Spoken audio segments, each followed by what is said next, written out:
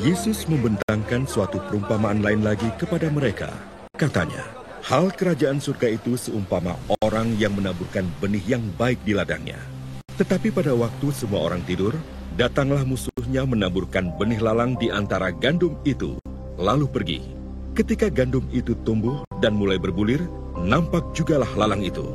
Maka datanglah hamba-hamba tuan ladang itu kepadanya dan berkata, "Tuan, bukankah benih baik yang Tuan taburkan di ladang Tuan? Dari manakah lalang itu?" Jawab tuan itu, "Seorang musuh yang melakukannya."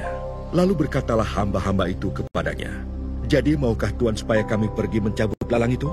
Tetapi ia berkata, "Jangan, sebab mungkin gandum itu ikut tercabut pada waktu kamu mencabut lalang itu. Biarkanlah keduanya tumbuh bersama sampai waktu menuai. Pada waktu itu aku akan berkata kepada para penuai, kumpulkanlah dahulu lalang itu dan ikatlah berberkas-berkas untuk dibakar. Kemudian kumpulkanlah gandum itu ke dalam lumbungku."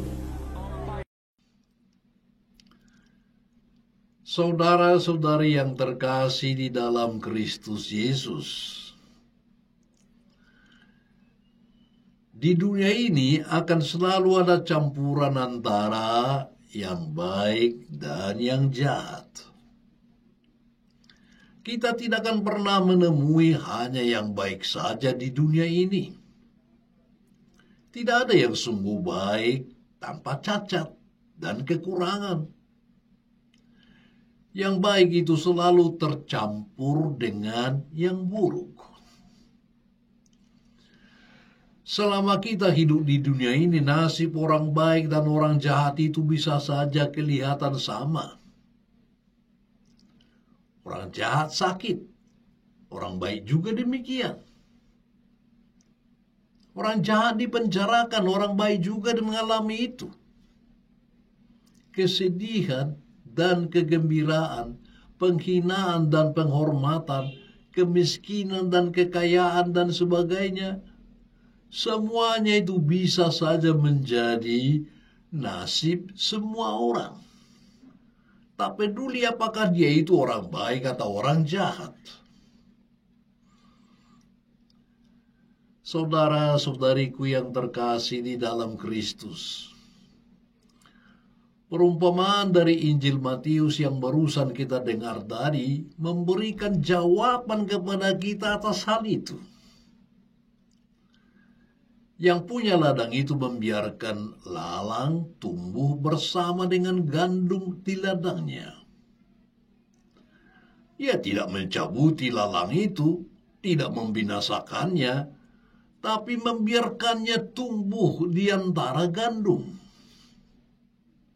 Mengapa?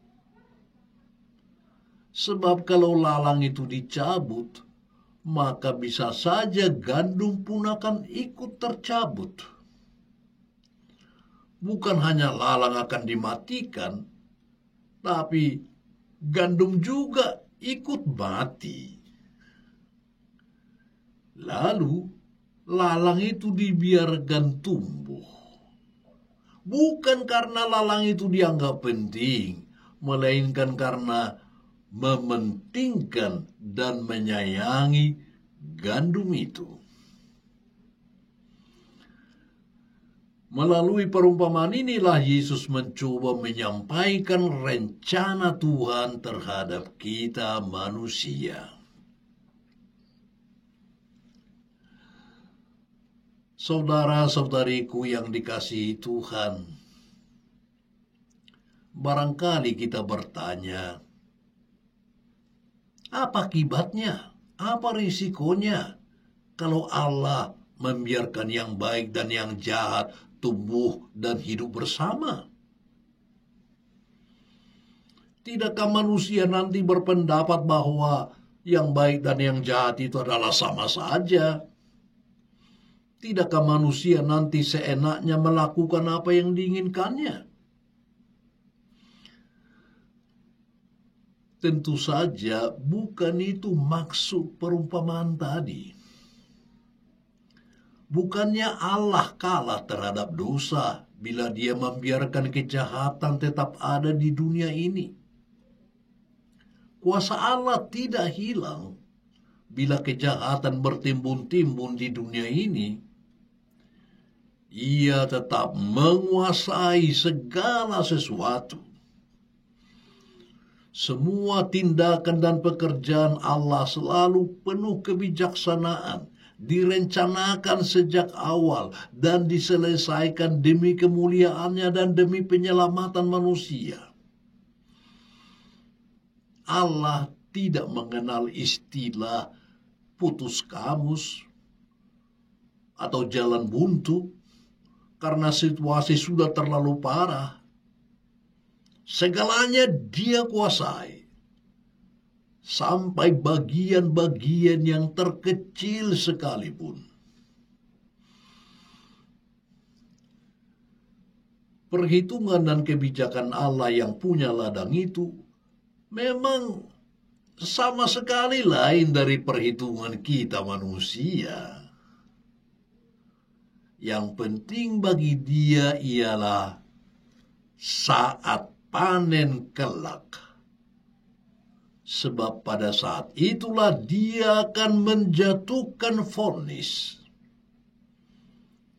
Pada saat itu Dia akan berkata kepada para penuai, kumpulkanlah dahulu lalang itu dan ikatlah berberkas-berkas untuk dibakar. Kemudian kumpulkanlah gandum itu ke dalam lumbungku. Inilah saudara-saudari merupakan peringatan keras bagi orang-orang yang hidupnya jahat. Pada hari penghakiman kelak, mereka akan menerima penghukumannya. Hal ini sekaligus menjadi penghiburan dan pengharapan bagi orang-orang yang hidupnya baik. Mereka akan mengalami bahwa kebaikan yang mereka lakukan selama ini ternyata tidaklah mubazir atau sia-sia. Sebab mereka akan dikumpulkan masuk ke dalam lumbung Allah, ke dalam kerajaannya. Pada waktu itulah orang-orang benar akan bercahaya seperti matahari dalam kerajaan Allah.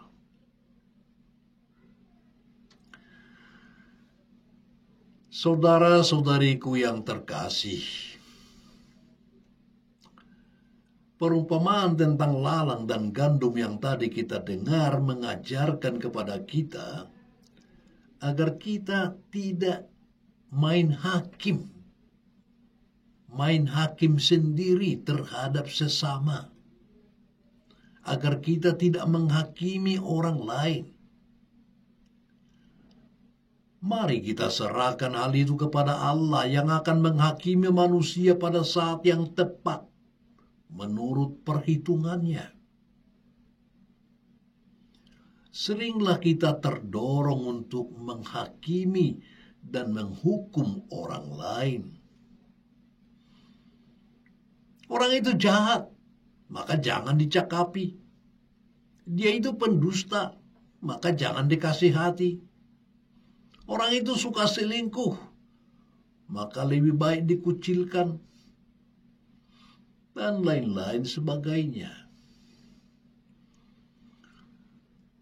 Mereka kita hukumi melalui pembicaraan kita dari mulut ke mulut. Mereka kita hakimi melalui cara pandang kita yang sinis dan melecehkan. Kita hukumi melalui pengucilan dari adat dan pergaulan. Kita menganggap diri termasuk golongan gandum, dan orang lain kita anggap masuk dalam kelompok lalang. Dan kita mulai main hakim sendiri dengan cara tidak bersedia mendengar omongannya, berwajah datar tanpa senyum di hadapannya, dan tidak sudi membantunya. Kita sering berlaku seperti hamba-hamba tuan ladang itu, yang merasa diri sebagai orang yang penuh tanggung jawab, lalu bertindak bagaikan pahlawan, hendak mencabut segala lalang, ingin menyapu bersih segala orang jahat.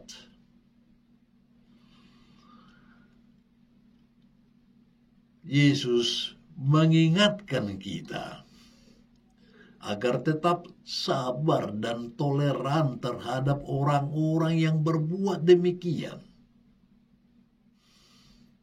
Hendaknya orang-orang yang menganggap dirinya benar jangan sampai jatuh ke dalam kesalahan dan kejahatan karena berusaha menyingkirkan orang-orang lain yang dianggap tidak benar. Saudara-saudari yang dikasihi Tuhan, Yesus datang ke dunia ini untuk menghadirkan kerajaan Allah, dunia yang baru. Barangkali kita kecewa sebab hasilnya belum terlalu nampak sampai sekarang. Barangkali kita ingin agar Allah segera menuntaskan segalanya melalui reformasi total. Tetapi cara Tuhan menghadirkan kerajaannya itu ternyata sangat berbeda dengan yang kita harapkan. Barangkali kita kecewa sebab Allah tidak segera menjatuhkan vonis. Dalam hal inilah saudara-saudari kita harus mengakui bahwa bukan kita manusia yang punya ladang. Bukan kita yang berhak atas panenan. Yang punya kuasa hanyalah Allah sendiri. Dialah Tuan panenan. Dan terhadapnya kita harus tunduk, sabar menanti saat panenan. Dan sementara itu kita tetap menekuni pekerjaan kita masing-masing. Menekuni hidup kita. Sampai tiba saatnya. Saat yang tidak pernah diketahui manusia. God bless you.